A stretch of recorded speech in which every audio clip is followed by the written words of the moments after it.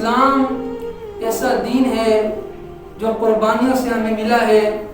اسلام کے اندر قربانی کا بہت گہرا تعلق ہے اس دین کے ساتھ، اور اس قربانی میں سب سے سر فہرست جو قربانی ہے وہ حضرت ابراہیم علیہ السلام نے رب کی رضا کے لیے اپنے بیٹے اسماعیل علیہ السلام کی قربانی دی، اور رہتی دنیا تک یہ مثال قائم کر دے۔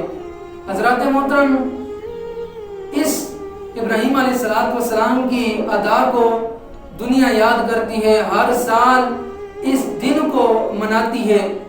نبی علیہ السلام سے پوچھا گیا، حضرت زید بن ارقم رضی اللہ تعالیٰ عنہ سے روایت ہے، حضور علیہ السلام سے صحابہ نے عرض کیا، آقا قربانی کیا ہے؟ تو حضور علیہ السلام نے فرمایا، یہ تمہارے باپ حضرت ابراہیم علیہ السلام کی سنت ہے، حضرت ابراہیم علیہ السلام کی سنت ہے۔ پھر پوچھا گیا، آقا اس قربانی پر ہمیں کیا اجر ملے گا، ہمیں کیا ثواب ملے گا؟ تو حضور علیہ السلام نے فرمایا، جب تم قربانی کرو گے تو قربانی کے اندر ہر بال کے بدلے اللہ تعالیٰ تمہیں نیکی عطا فرمائے گا۔ پھر پوچھا گیا، جو اون ہے، چمڑا ہے، اس کا کیا ہے؟ تو حضور علیہ السلام نے فرمایا کہ جو قربانی انسان کرتا ہے، جو جانور ذبح کرتا ہے، اس کا جو چمڑا ہوتا ہے، اس کی تو کھال ہوتی ہے، اس کھال کے اندر جتنے بھی بال ہوتے ہیں، اللہ تعالیٰ ہر بال کے بدلے تمہیں نیکی عطا فرماتا ہے۔ حضرات محترم، اب اللہ تبارک و تعالیٰ نے ہمیں فرمایا، فَصَلِّ لِرَبِّكَ وَانْحَرْ، اپنے رب کے لیے نماز پڑھو اور نحر یعنی قربانی کرو۔ اب جو شخص صاحب استطاعت ہے، صاحب نصاب ہے، اور پھر بھی وہ قربانی نہیں کرتا، تو ایسا سمجھے وہ اللہ تعالیٰ کے حکم کی نافرمانی کرتا ہے، اور ایسا شخص گناہ گار ہے اور کل قیامت کے دن سزا کا مستحق ہے۔ حضرات محترم، حضور علیہ السلام نے فرمایا کہ کچھ ایسے جانور ہیں جن کی قربانی نہیں ہو سکتی، جن کی قربانی ناجائز ہے۔ ان میں سے سب سے پہلا جانور وہ ہے جو لنگڑا ہو۔ لنگڑے جانور کی قربانی بھی جائز نہیں ہے، اگر اس کے 3 پاؤں صحیح ہیں، چوتھا پاؤں جو ہے وہ لنگڑا کر چلتا ہے تو اس کی قربانی جائز نہیں ہے۔ ہاں، اگر چوتھے پاؤں کا وہ سہارا لیتا ہے کچھ نہ کچھ، پھر اس کی قربانی جائز ہے۔ دوسرا وہ جانور جو آنکھ سے کانا ہو، آنکھ سے اندھا ہو، حضور نے فرمایا اس کی قربانی بھی جائز نہیں ہے، اس کی قربانی بھی نہیں کر سکتے۔ تیسرا فرمایا وہ جانور جس کا مرض جو ہے، جس کی بیماری جو ہے وہ ظاہر ہے، صاف پتہ چل رہا ہے یار اس کے اندر یہ عیب ہے، یہ بیماری ہے، فرمایا اس کی قربانی بھی جائز نہیں ہے۔ اور چوتھا وہ جانور، یعنی جب آپ اسے لینے گئے تو آپ نے دیکھا اس کے اندر کوئی عیب ہے، کوئی بھی عیب ہو، اگر اس کے سینگ ایک سینگ نہیں ہے، ایک سینگ ہے، یا دونوں سینگ کٹے ہوئے ہیں، اسی طرح کوئی بھی اس کے اندر اگر عیب ہے اور عیب ظاہر ہے تو حضور نے فرمایا اس کی قربانی بھی جائز نہیں ہے۔ حضور علیہ السلام نے فرمایا کہ تم جو ہے وہ قربانی جو ہے خوش دلی سے کیا کرو، خوش مزاجی سے کیا کرو، نرمی سے کیا کرو، خوش ہو کر قربانی کیا کرو، کیونکہ جب تم قربانی کرتے ہو تو جس جانور کو تم ذبح کرتے ہو اس جانور کے اندر سے جو خون نکلتا ہے، حضور نے فرمایا خون کا قطرہ زمین پر بعد میں گرتا ہے، وہ قربانی رب کے دربار میں پہلے قبول ہو جاتی ہے۔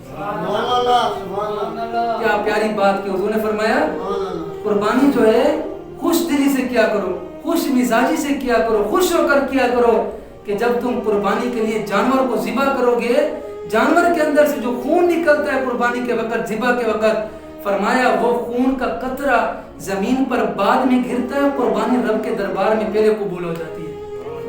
اس کے بعد حضور نے فرمایا کہ تم قربانی کیا کرو تو تندرست کیا کرو، قربانی کو، اپنی قربانیاں کو، اپنے جانوروں کو کھلایا پلایا کرو، صحت مند کیا کرو، تندرست کر کے، خوبصورت کر کے اپنے جانوروں کو ذبح کیا کرو۔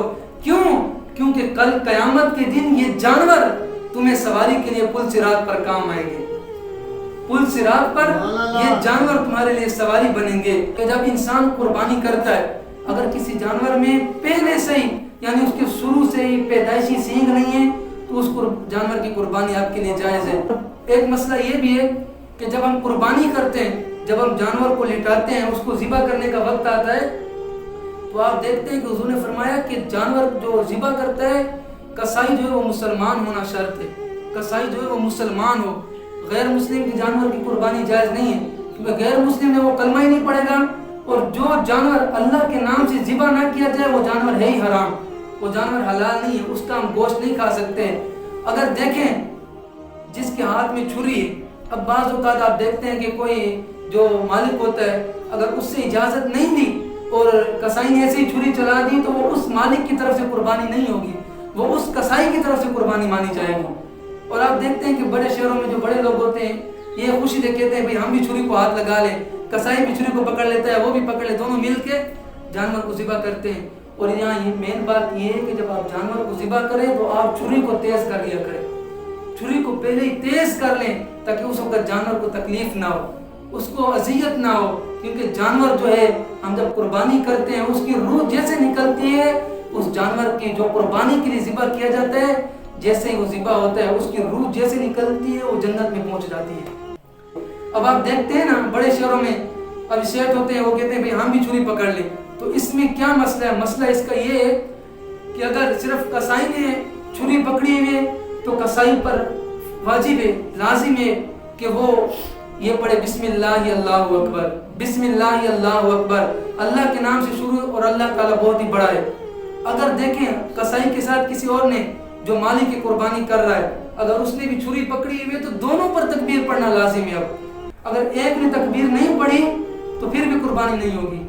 साल बाद कुर्बानी का एक दिन आता है, सुन्नत इब्राहिमी अदा करने का एक दिन आता है, और अगर हमारी थोड़ी सी भी गलती की वजह से, थोड़ी सी कोताही की वजह से वो जानवर हराम हो सकता है। अगर उसकी कोई रगें नहीं कटी, अगर वो कलमा हमने नहीं पढ़ा, उसके ऊपर जिक्र इलाही नहीं किया, अल्लाह के नाम के बगैर कट गया फिर भी हराम। अगर कुछ रगें नहीं कटी, सही नहीं कटा फिर भी हराम। अगर वो जानवर कोई ऐब वाला था, उसके सींग नहीं थे या कोई ऐब लग गया, फिर भी हमारी कुर्बानी नहीं है, क्योंकि अल्लाह ताला खूबसूरत है और खूबसूरत चीज़ को पसंद फरमाता है। क्या फरमाता है? जो तुम खुद अपने लिए यानी इस्तेमाल करो, अपने लिए पसंद करो, रब के दरबार में भी फिर वो चीज़ पेश करो। ये नहीं कि अपने लिए आप अच्छी चीज़ पसंद करें और रब के जब दरबार में पेश करने की बारी है तो हम कम से कम कीमत में ले। नहीं, जितनी अल्लाह ताला ने हमें इस्तिताअत दी है, ताकत दी है, तौफीक दी है, हम उससे बढ़कर अच्छे से अच्छा जानवर खरीदें, अच्छे से अच्छा यानी कोई भी जानवर हो, बकरा हो, बकरी हो, गाय हो, बैल हो, की कुर्बानी जायज़ है। और हम इनकी जब कुर्बानी करें तो खुश मिजाजी से करें, खुश दिली से करें, खुश होकर करें। ये नहीं कि हम पर यार फर्ज है, लाजिमी तो हम कर रहे हैं, उतारना है सर से बोझ उतारना, नहीं, आप खुशी से करें, खुश होकर करें। देखने वाला ये करेगा यार ये बंदा रब की रज़ा के लिए कुर्बानी कर रहा है। हमारा मेन मकसद रब की रज़ा होना चाहिए। और हुज़ूर ने फरमाया कि ईद उल अज़हा के दिन सबसे जो नेक और अफजल अमल है ना इब्ने आदम का रब के नज़दीक, वो ईद उल अज़हा के दिन तो रब ताला को बहुत ही ज़्यादा पसंदीदा है, वो कुर्बानी करना है। और जो इस्तिताअत के बावजूद भी कुर्बानी नहीं करता, हुज़ूर ने फरमाया हमारी इबादत गाहों के करीब भी ना है।